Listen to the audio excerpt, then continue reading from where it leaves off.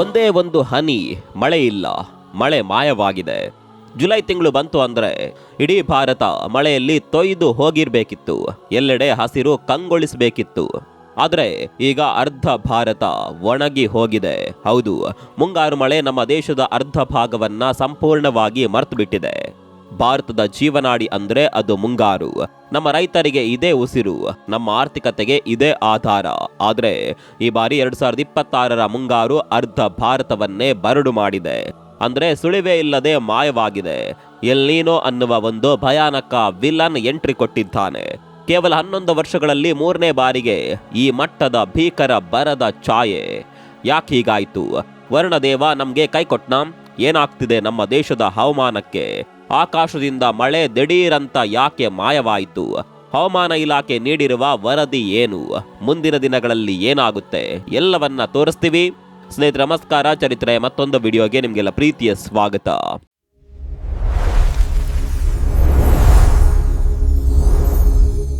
ಸ್ನೇಹಿತರೆ, ಕತೆ ಶುರುವಾಗೋದು ಜೂನ್ ತಿಂಗಳಿಂದ. ಜೂನ್ ಅಂದ್ರೆ ನಮ್ಮಲ್ಲಿ ಮಳೆಗಾಲದ ಆರಂಭ. ಆದ್ರೆ ಈ ವರ್ಷದ ಜೂನ್ ಎಷ್ಟೊಂದು ಭಯಾನಕವಾಗಿತ್ತು ಗೊತ್ತಾ? 1901ರಿಂದ ಅಂದ್ರೆ ಬರೋಬ್ಬರಿ 125 ವರ್ಷಗಳ ದಾಖಲೆಗಳನ್ನ ತೆಗೆದು ನೋಡಿದ್ರೆ ಈ ಬಾರಿಯ ಜೂನ್ ತಿಂಗಳು 5ನೇ ಅತಿ ಕಡಿಮೆ ಮಳೆಯಾದ ಜೂನ್ ತಿಂಗಳು. ಕೇವಲ 99.5 ಮಿಲಿಮೀಟರ್ ಮಳೆ, ಅಂದ್ರೆ ವಾಡಿಕೆಗಿಂತ 40% ಕಡಿಮೆ. ರೈತರು ಆಕಾಶದ ಕಡೆ ನೋಡ್ತಾ ಇದ್ರು. ಬಿತ್ತನೆ ಮಾಡಿದ ಬೀಜಗಳು ಮಣ್ಣಿನಲ್ಲೇ ಒಣಗ್ತಾ ಇದ್ವು. ಆಗ ಬಂತು ಜುಲೈ ಮೊದಲ ವಾರದಲ್ಲಿ ಒಂದು ಸಣ್ಣ ಭರವಸೆಯ ಬೆಳಕು ಮೂಡಿತು. ಬಂಗಾಲ ಕೊಲ್ಲಿಯಲ್ಲಿ ಒಂದು ಸ್ಟ್ರಾಂಗ್ ಆದ ವಾಯುಭಾರ ಕುಸಿತ ಉಂಟಾಗಿ ಒಡಿಸ್ಸಾ ಮತ್ತು ಮಧ್ಯ ಭಾರತದಲ್ಲಿ ಭಾರಿ ಮಳೆ ಸುರಿಯೋದಕ್ಕೆ ಶುರುವಾಯಿತು. ಜುಲೈ 9ರ ಹೊತ್ತಿಗೆ ಇಡೀ ದೇಶಕ್ಕೆ ಮಾನ್ಸೂನ್ ಆವರಿಸಿಕೊಳ್ತು. ಜೂನ್ ಅಂತ್ಯದಲ್ಲಿ 30% ಇದ್ದ ಮಳೆ ಕೊರತೆ ಜುಲೈ ಹೊತ್ತಿಗೆ 14%ಗೆ ಇಳಿಯಿತು. ಅಪ್ಪ, ಏನೇನೋ ಮಳೆಗಾಲ ಶುರುವಾಯಿತು, ಬರದ ಛಾಯೆ ದೂರವಾಯಿತು ಅಂತ ನಾವೆಲ್ಲ ನೆಮ್ಮದಿಯ ನಿಟ್ಟುಸಿರು ಬಿಟ್ವಿ. ಆದರೆ ಇದ್ದಕ್ಕಿದ್ದ ಹಾಗೆ ಮಳೆ ನಿಂತು ಹೋಗುತ್ತೆ. ಯಾವ ಮಟ್ಟಿಗೆ ನಿಂತು ಹೋಗುತ್ತೆ ಅಂದ್ರೆ ಜನವರಿ ತಿಂಗಳಲ್ಲಿ ಯಾವ ರೀತಿಯ ಬಿಸಿಲು ಸುಡ್ತಾ ಇರುತ್ತೋ ಅದೇ ರೀತಿಯ ವಾತಾವರಣ ಈಗ ಇದೆ. ಹವಾಮಾನ ತಜ್ಞರು ಇದನ್ನ ಮಾನ್ಸೂನ್ ಬ್ರೇಕ್ ಅಂತ ಕರೆದು ಬಿಟ್ಟಿದ್ದಾರೆ. ಇದನ್ನ ನಿಮ್ಗೆ ಅರ್ಥವಾಗುವ ಭಾಷೆಯಲ್ಲಿ ಹೇಳ್ತೀವಿ ಕೇಳಿ. ಮಾನ್ಸೂನ್ ಅನ್ನೋದು ಒಂದು ದೊಡ್ಡ ರೈಲು ಇದ್ದ ಹಾಗೆ. ಮಾನ್ಸೂನ್ನ ಟ್ರಫ್ ಅನ್ನೋದು ಈ ರೈಲು ಚಲಿಸುವ ಹಳಿ. ಸಾಮಾನ್ಯವಾಗಿ ಈ ಹಳಿ ವಾಯುವ್ಯ ಭಾರತದಿಂದ ಬಂಗಾಲ ಕೊಲ್ಲಿಯವರೆಗೆ ಚಾಚ್ಕೊಂಡಿರುತ್ತೆ. ಈ ಹಳಿಯ ಮೇಲೆ ಮಳೆಯ ಮೋಡಗಳು ಚಲಿಸುತ್ತಾ ಗಾಳಿಯನ್ನ ಎಳೆದುಕೊಂಡು ಇಡೀ ಭಾರತದ ಹೃದಯ ಭಾಗಕ್ಕೆ ಮಳೆ ಸುರಿಸುತ್ತವೆ. ಆದರೆ ಈಗ ಏನಾಗಿದೆ ಗೊತ್ತಾ? ಒಂದು ದೊಡ್ಡ ಬ್ಲಾಸ್ಟ್ ಆದ ಹಾಗೆ ಈ ಹಳಿ ದಿಢೀರಂತ ತನ್ನ ಜಾಗ ಬಿಟ್ಟು ಉತ್ತರ ದಿಕ್ಕಿಗೆ ಅಂದ್ರೆ ಹಿಮಾಲಯದ ತಪ್ಪಲಿನ ಕಡೆಗೆ ಶಿಫ್ಟ್ ಆಗಿದೆ. ಇದೇ ಕಾರಣಕ್ಕಾಗಿ ಹಿಮಾಲಯ ಮತ್ತು ಈಶಾನ್ಯ ಭಾರತದಲ್ಲಿ ಬಿಟ್ಟು ಬಿಡದೆ ಮಳೆಯಾಗ್ತಿದೆ. ಆದರೆ ನಮ್ಮ ದಕ್ಷಿಣ ಭಾರತ, ಪಶ್ಚಿಮ, ಮಧ್ಯ ಭಾರತ ಮತ್ತು ವಾಯುವ್ಯ ಭಾರತದ ರಾಜ್ಯಗಳು ಕೇವಲ ಒಣಗಿದ ಆಕಾಶವನ್ನ ನೋಡ್ತಾ ಕೂರ್ಬೇಕಾದ ಪರಿಸ್ಥಿತಿ ಬಂದಿದೆ. ಮಧ್ಯಪ್ರದೇಶದಂತಹ ಮಳೆ ಹೆಚ್ಚಾಗುವ ರಾಜ್ಯಗಳಲ್ಲೂ ಒಣ ಗಾಳಿ ಬೀಸುತ್ತಿದ್ದು ಅಲ್ಲಿಯೋ ಮಳೆ ಕೊರತೆ ಎದುರಾಗಿದೆ. ನಿಮ್ಗೆ ಇನ್ನೊಂದು ಆಘಾತಕಾರಿ ವಿಚಾರ ಹೇಳ್ತೀವಿ ಕೇಳಿ. ಕಳೆದ 11 ವರ್ಷಗಳಲ್ಲಿ ಈ ರೀತಿ ಜುಲೈ ತಿಂಗಳಲ್ಲಿ ಮಾನ್ಸೂನ್ ಇಷ್ಟು ಭೀಕರವಾಗಿ ಕೈಕೊಟ್ಟಿರೋದು ಕೇವಲ 3ನೇ ಬಾರಿ. ಈ ಹಿಂದೆ 2015 ಮತ್ತು 2021ರಲ್ಲಿ ಮಾತ್ರ ಹೀಗಾಗಿತ್ತು. ಹಾಗಾದರೆ ಭಾರತದ ಮಾನ್ಸೂನ್ಗೆ ಈ ಬಾರಿ ಅಡ್ಡಗಾಲು ಹಾಕಿದ್ದು ಯಾರು? ಈ ಮಳೆಯ ಹಳಿಯನ್ನ ಶಿಫ್ಟ್ ಮಾಡಿದ್ದು ಯಾರು? ಕೇವಲ ಒಬ್ಬನಲ್ಲ ಸ್ನೇಹಿತರೆ, 3 ದೊಡ್ಡ ವಿಲನ್ಗಳು ಇದರ ಹಿಂದಿದ್ದಾರೆ. Villain number 1, El Nino. ನೀವು ನ್ಯೂಸ್ನಲ್ಲಿ ಈ ಹೆಸರು ಪದೇ ಪದೇ ಕೇಳಿರ್ತೀರಾ. ಪೆಸಿಫಿಕ್ ಮಹಾಸಾಗರದ ಮಧ್ಯ ಮತ್ತು ಪೂರ್ವ ಭಾಗದಲ್ಲಿ ಸಮುದ್ರದ ನೀರು ಅಸಹಜವಾಗಿ ಬಿಸಿಯಾಗೋದನ್ನ ಎಲ್ ನೀನೋ ಅಂತ ಕರೀತಾರೆ. ಇದು ಜೂನ್ ತಿಂಗಳಲ್ಲೇ ಡೆವಲಪ್ ಆಗಿದೆ ಮತ್ತು ಈಗ ದಿನೇ ದಿನೇ ಬಲವಾಗ್ತಾ ಇದೆ. ಇದು ಎಷ್ಟು ಡೇಂಜರ್ ಅಂದ್ರೆ ಇದು ಜಾಗತಿಕ ಗಾಳಿಯ ದಿಕ್ಕನ್ನೇ ಬದಲಾಯಿಸಿ ಭಾರತಕ್ಕೆ ಬರಬೇಕಾಗಿದ್ದ ತೇವಾಂಶವನ್ನ ಅಕ್ಷರಶಃ ಕಸಿದುಕೊಳ್ಳುತ್ತದೆ. ಆದರೆ ಎಲ್ ನೀನೋ ಬಂದಾಗ್ಲಿಲ್ಲ ನಮ್ಮನ್ನ ಕಾಪಾಡೋದಕ್ಕೆ ನಮ್ಮದೇ ಆದ ಒಬ್ಬ ಹೀರೋ ಇರ್ತಾ ಇದ್ದ. ಆತನ ಹೆಸರೇ ಇಂಡಿಯನ್ ಓಷಿಯನ್ ಡೈಪೋಲ್. ಉದಾಹರಣೆಗೆ 1997ರಲ್ಲಿ ಭೀಕರ ಎಲ್ ನೀನೋ ಬಂದಾಗಲೂ ಭಾರತವನ್ನ ಬರಗಾಲದಿಂದ ಕಾಪಾಡಿದ್ದು ಇದೇ IOD. ಆದರೆ ಈ ಬಾರಿ ಅತಿ ದೊಡ್ಡ ಟ್ವಿಸ್ಟ್ ಏನಂದ್ರೆ ನಮ್ಮ ಹೀರೋ IOD ಈಗ ತಟಸ್ಥವಾಗಿದೆ, ಅಂದ್ರೆ ಸೈಲೆಂಟ್ ಆಗಿದೆ. ನಮಗೆ ಪ್ರಕೃತಿಯಿಂದ ಯಾವ ರಕ್ಷಣೆಯೂ ಸಿಗ್ತಾ ಇಲ್ಲ. Villain number 2, MJO. ಮಡೇನ್ ಜೂಲಿಯನ್ ಓಸಿಲೇಷನ್.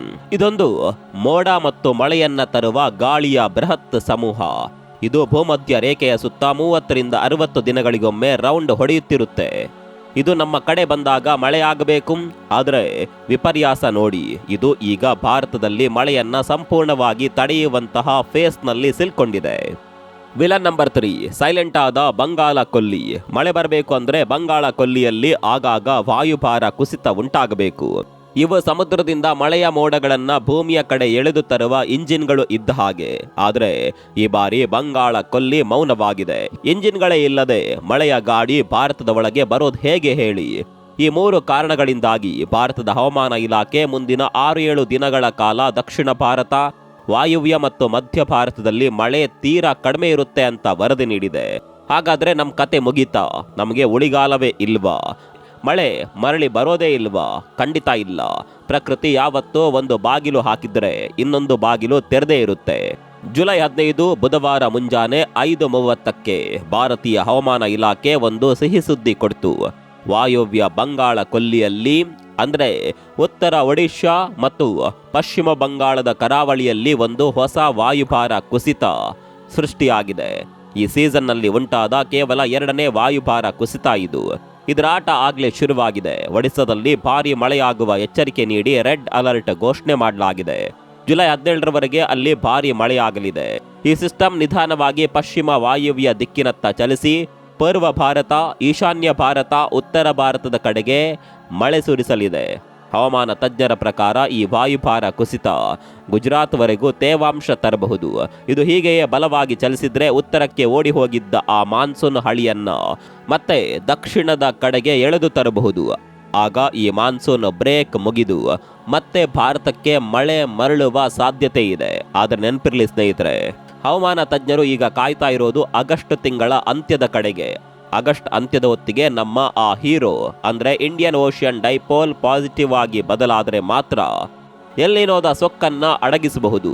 ಅಲ್ಲಿವರೆಗೆ ವರ್ಷದ ಅತಿ ಹೆಚ್ಚು ಮಳೆಯಾಗುವ ಈ ಜುಲೈ ತಿಂಗಳು ಕೇವಲ ಎರವಲು ಪಡೆದ ಮಳೆಯ ಮೇಲೆ ನಡೀತಾ ಇದೆ. ಇದೇ ರೀತಿ ಮುಂದುವರೆದ್ರೆ ಮಳೆಗಾಲದಲ್ಲೇ ಕುಡಿಯುವ ನೀರಿಗೂ ಬರಬರುವ ಲಕ್ಷಣಗಳು ಎದ್ದು ಕಾಣಿಸ್ತಾ ಇದೆ. ಪ್ರಕೃತಿ ಮುನಿದು ಬಿಟ್ರೆ ಇಂತಹ ಪರಿಸ್ಥಿತಿ ಕೂಡ ಸೃಷ್ಟಿಯಾಗುತ್ತೆ. ಎಐನಲ್ಲಿ ಕ್ಷಣಾರ್ಧದಲ್ಲಿ ಎಲ್ಲವನ್ನ ಮಾಡುವ ಮನುಷ್ಯನಿಗೆ ಹವಾಮಾನದ ಚೆಲ್ಲಾಟವನ್ನ ಅರಿಯೋದಕ್ಕೆ ಸಾಧ್ಯವಾಗ್ತಾ ಇಲ್ಲ. ಮಳೆಯ ಕೊರತೆ ಅನ್ನೋದು ಕೇವಲ ನ್ಯೂಸ್ ಅಲ್ಲ, ಇದು ನಮ್ಮ ಅನ್ನದ ಬಟ್ಟಲಿಗೆ ಬೀಳುವ ಪೆಟ್ಟು. ಕುಡಿಯುವ ನೀರು, ಆಹಾರದ ಬೆಲೆ, ರೈತರ ಕಣ್ಣೀರು ಇವೆಲ್ಲವೂ ಪ್ರಕೃತಿಯ ಈ ಒಂಟಿ ಆಟದ ಮೇಲೆ ನಿಂತಿದೆ. ನಾವು ಮನುಷ್ಯರು ಎಷ್ಟೇ ಟೆಕ್ನಾಲಜಿಯಲ್ಲಿ ಮುಂದುವರೆದ್ರು, ಲ್ಯಾಪ್ಟಾಪ್, ಎಐ ಅಂತ ಮೆರೆದ್ರು, ಪ್ರಕೃತಿಯ ಒಂದು ಸಣ್ಣ ಬದಲಾವಣೆಯ ಮುಂದೆ ನಾವೆಲ್ಲರೂ ಎಷ್ಟು ಅಸಹಾಯಕರು ಅನ್ನೋದು ಇವತ್ತು ಮತ್ತೆ ಸಾಬೀತಾಗಿದೆ. ಸ್ನೇಹಿತರೆ, ನಿಮ್ಮ ಊರಲ್ಲಿ ಸದ್ಯದ ಪರಿಸ್ಥಿತಿ ಹೇಗಿದೆ? ನಿಮ್ಮ ಊರು ಯಾವುದು? ಮಳೆ ಬರ್ತಾ ಇದೆಯಾ ಇಲ್ವಾ? ಕಾಮೆಂಟ್ ಮಾಡಿ ತಿಳಿಸಿ. ಮತ್ತೊಂದು ವಿಡಿಯೋದಲ್ಲಿ ಸಿಗೋಣ. ಅಲ್ಲಿವರೆಗೂ ನಮಸ್ಕಾರ.